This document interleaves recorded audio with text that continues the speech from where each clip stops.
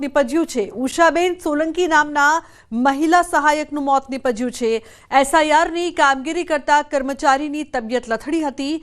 બીએલઓના સહાયક મહિલા કર્મી બેભાન થઈને ઢળી પડ્યા હતા। તો પ્રતાપ વિદ્યાલયમાં ફોર્મ ચેકિંગની કામગીરી દરમિયાન આ ઘટના બની છે। મહિલા બીએલઓના સહાયકનું સારવાર દરમિયાન મોત નીપજ્યું છે। બીએલઓના સહાયક તરીકે નોકરી કરી રહ્યા હતા કર્મચારી સયાજી હોસ્પિટલમાં મહિલાનું મોત નીપજ્યું છે, જે બાદ અનેક સવાલો ઉપસ્થિત થઈ રહ્યા છે। તો એસઆઈઆરની કામગીરી કરતા કર્મચારીની તબિયત લથડી હતી, જે બાદ તેમનું મોત નીપજ્યું છે। ઉલ્લેખનીય છે કે વધુ એક બીએલઓના સહાયકનું મોત નીપજતા ચિંતાની સાથે અનેક સવાલો ઉપસ્થિત થઈ રહ્યા છે। ફોર્મ ચેકિંગની કામગીરી દરમિયાન તેઓ ઢળી પડ્યા હતા, તેમની તબિયત લથડી હતી, જે બાદ તેમને હોસ્પિટલ ખાતે ખસેડવામાં આવ્યા હતા।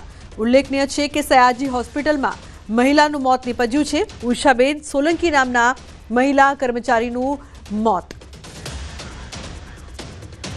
સંવાદદાતા હાર્દિક લાઈવ જોડાયા છે વધુ માહિતી આપવા માટે। હાર્દિક, વધુ એક મોત અને તબિયત તેમની કામગીરી દરમિયાન લથડી હોવાની વાત પણ સામે આવી રહી છે, શું છે સમગ્ર બનાવ?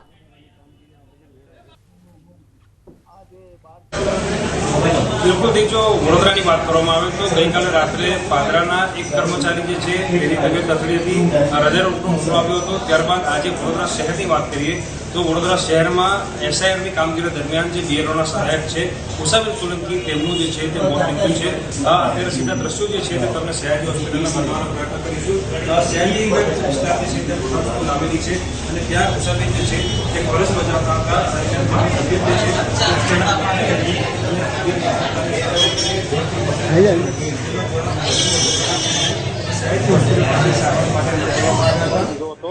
ચોક્કસથી જે સહકર્મચારીઓ છે તેઓની અંદર એક જે છે તે દુઃખનું મોજું જે છે તે ફરી વળ્યું છે અને અત્યારે જે કાયદાકીય પ્રક્રિયા હોય છે તે કરવામાં આવી રહી છે અને જે મૃતદેહ છે તેને અત્યારે પોસ્ટમોર્ટમ અર્થે મોકલવામાં આવ્યો છે।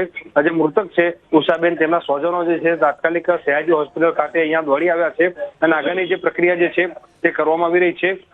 ઉલ્લેખનીય બાબત છે કે પ્રતાપ વિદ્યાલય જે છે જ્યાં આ ફોર્મ ચકાસણીની કામગીરી ચાલતી હતી અને જે ઉષાબેન છે તે સહાયક તરીકે બીએલઓના સહાયક તરીકે ત્યાં ફરજ બજાવતા હતા અને ફરજ દરમિયાન જ જે છે તેમની તબિયત જે છે તે અચાનક લથડી હતી। તાત્કાલિક સારવાર મળે ત્યાં પ્રકારના તમામ પ્રયત્નો સહકર્મચારીઓ કર્યા, પરંતુ અફસોસ કે ઉષાબેનને તેઓ ન બચાવી શક્યા। એટલે અત્યારે જે આગળની પ્રક્રિયા જે છે તે કરવામાં આવી રહી છે।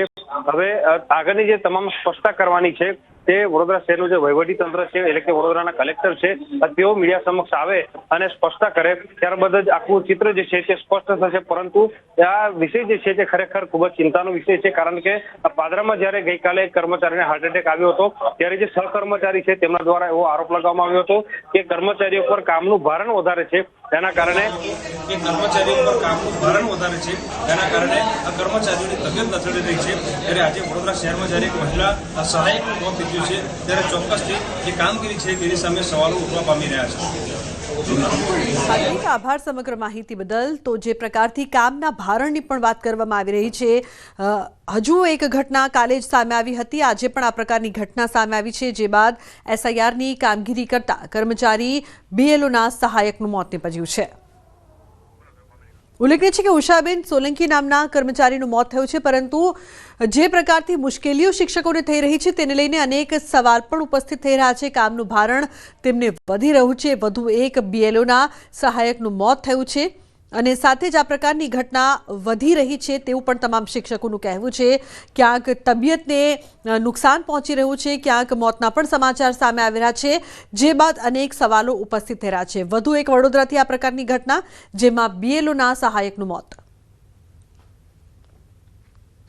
હવે એમનું મૃત્યુ તો એવું જાણવા મળ્યું છે કે ભાઈ સરકારીમાં ગોરવા આઈટીઆઈની અંદર ક્લાર્ક તરીકે ફરજ બજાવતા હતા અને ઉપરાંત કંઈક બીજી કામગીરી માટે એમને આપવામાં આવેલી, જે કડક બજાર પ્રતાપ સ્કૂલમાં આવેલા અને ત્યાં એમનું તો હાર્ટનો પ્રોબ્લેમ આગળ હશે કે નહીં એ મને બહુ એટલો ખબર નથી, પરંતુ અત્યારે જે કંઈક બનાવ બન્યો છે એના અનુસંધાનમાં કહી શકું કે અત્યારે એમનું